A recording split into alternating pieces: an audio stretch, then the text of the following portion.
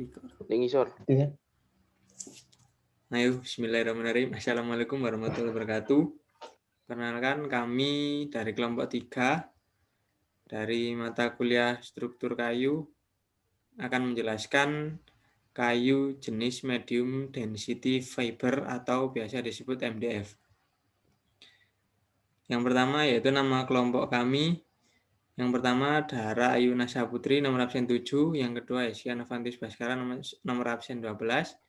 Yang ketiga saya sendiri Muhammad Rifai Faritianisa nomor absen 15 dan Reza Satria nomor absen 21. Pengertian MDF. MDF adalah kepanjangan dari Medium Density Fiberboard. Kayu MDF ini merupakan jenis kayu olahan yang dibuat dari serpihan kayu yang dipadatkan. Kayu MDF ini dijual dalam bentuk lembaran menyerupai triplek atau papan. Kemudian bisa diolah kembali menjadi sebuah furnitur yang fungsional. Awal mula ditemukannya kayu MDF. Bagaimana dengan awal mula ditemukannya kayu yang dipadatkan ini? Di Amerika Serikat pada sekitar tahun 1925, William Mason, seorang penemu mencari cara untuk memanfaatkan sisa serutan dan serpihan kayu dari sebuah pabrik besar. Saat itu, William mencoba untuk memadatkan serutan dan serpihan kayu melalui mesin. Namun, William lupa untuk mematikan mesin tersebut dan terbentuklah papan padat hasil dari serutan dan serpihan kayu yang terkompres. Dilansir dari Columbia Forest Products, kayu MDF kemudian mulai dibuat secara massal di Amerika pada tahun 1980-an. Selanjutnya, Manufaktur. Di Australia dan di Selandia Baru, spesies pohon utama yang digunakan untuk MDF adalah Pinus radiata yang ditanam di perkebunan. Tetapi berbagai produk lain juga telah digunakan, termasuk kayu lain, kertas, bekas, dan serat. Jika ketahanan kelembapan diinginkan, sebagian spesies kayu putih dapat digunakan dengan memanfaatkan kandungan minyak endemik pada pohon tersebut.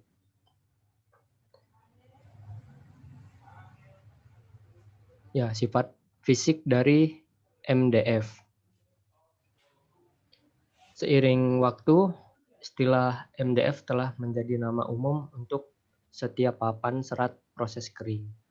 MDF biasanya terdiri dari 82% serat kayu, 9% lem resin urea formaldehida, 8% air, dan 1% lilin parafin. Dan kepadatan biasanya antara 500 kg per meter kubik atau 31 lb per feet kubik dan 1000 kg per meter kubik.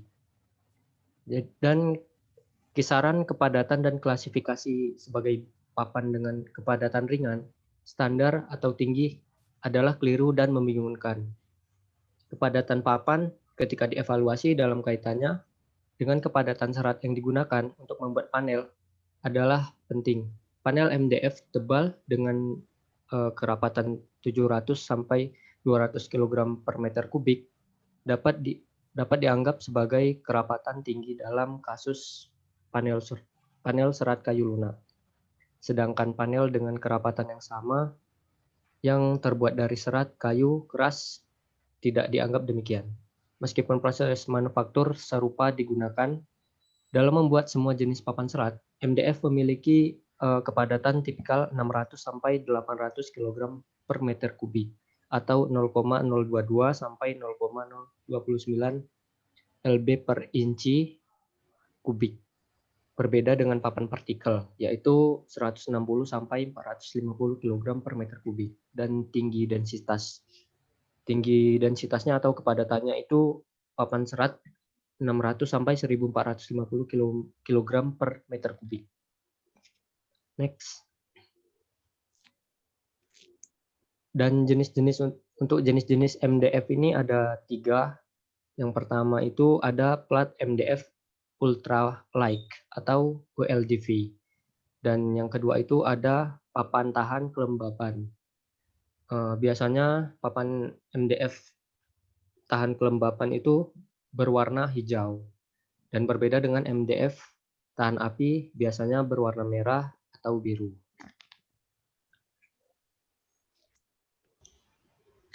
Kemudian berikut adalah keunggulan dari kayu MDF. Yang pertama, permukaan lebih halus sehingga cocok untuk berbagai macam furnitur. Yang kedua, produk ini juga ringan sehingga cocok digunakan untuk bahan baku meja, tulis, dan laci. Yang ketiga, fleksibel dan mudah ditekuk untuk dijadikan alternatif rangka furnitur. Yang keempat, harga lebih murah daripada plywood. Yang kelima, presisi ketebalan materialnya bagus. Kemudian kayu MDF juga memiliki kelemahan antara lain yang pertama air mudah meresap pada sisi tebal sehingga kurang cocok di tempat yang lembab. Yang kedua, sekrup kurang kuat pada sisi tebal dan tidak mengikat paku sekuat kayu solid. Yang ketiga, lem putih tidak bekerja secara efektif pada permukaan. Yang keempat, mengandung bahan kimia yang sedikit mengganggu terutama bagi alergi, gangguan pernafasan.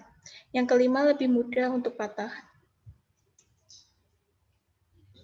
Berikut adalah kegunaan kayu MDF, yaitu antara lain sebagai meja kantor dan kursi kantor. Kemudian bisa digunakan untuk almari atau rak, kitchen set, dekorasi interior, dan masih banyak lagi.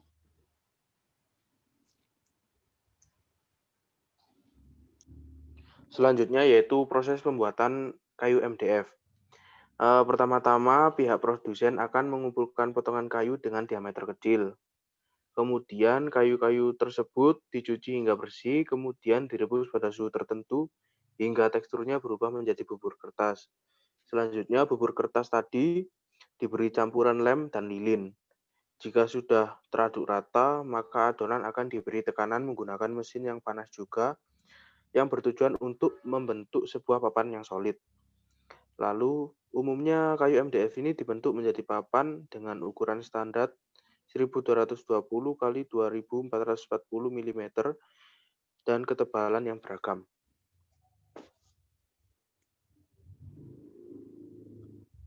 Tips untuk memilih kayu MDF, yang pertama yaitu cari informasi.